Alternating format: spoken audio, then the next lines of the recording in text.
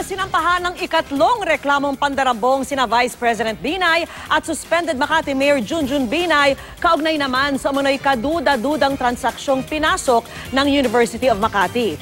Inireklamo rin si Representative Abigail Binay tungkol sa maanumalya umanong paggamit ng kanyang PDAF. At nakatutok si Mark Salazar.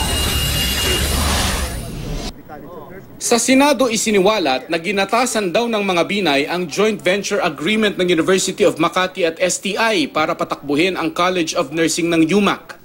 Sa kanyang complaint affidavit, sinabi ni Attorney Renato Bondal na umabot raw sa 700 million pesos mula 2004 hanggang 2015 ang pinarte-parte bilang dibidendo at professional fee ng mga anyay dami ni Binay sa joint venture. Lugi na yung kanilang kumpanya, nagde-declare pa rin sila ng mga dibidendo ng mga milyones.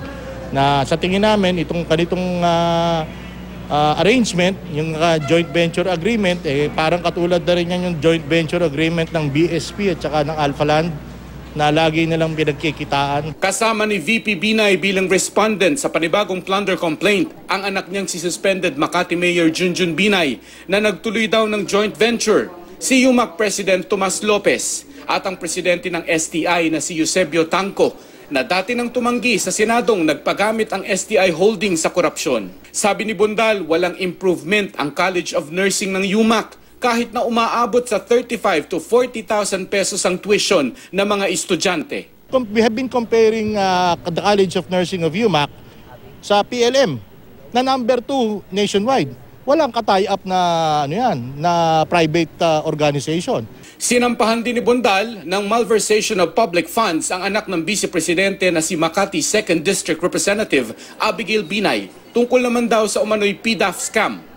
Kasama rin sa reklamong ito si Mayor Junjun Binay na siyang nagpatupad daw ng proyekto. Noong 2011 daw, naglaan ng 25 million pesos si Congresswoman Abigail sa dalawang umano'y fake NGO. Ang pinili nilang NGOs, yung kay Roque, yung gabay ng masa at saka yung kaakbay sa Kabuhayan Foundation na dati nang nasabi ng COA na mga fraudulent NGOs. Si Vice President Binay inaasahan na raw ang paghahain ng reklamo laban sa kanya lalo't papalapit na ang filing ng Certificate of Candidacy.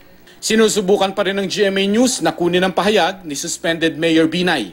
Si Congresswoman Binay naman hindi na raw nagulat sa bagong demandang isinampa laban sa kanya at kanyang pamilya. Patunay lang daw ito ng sabuatan ng mga taong gustong sirain ang kanyang ama para umangat ang kanilang manok bilang presidente. Giniit din niya na ginamit niya ng wasto at ayon sa proseso ang kanyang PDAF noon.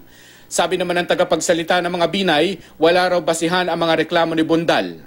Nilinaw ni Salgado na walang kumita sa joint venture ng STI at UMAC. Mahigit 200 million pesos nga raw ang kinita ng Makati City Government dito nung nakaraang taon.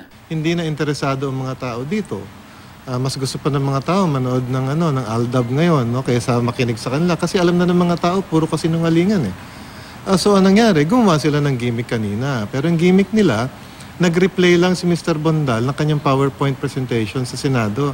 Mark Salazar, nakatutok 24 oras.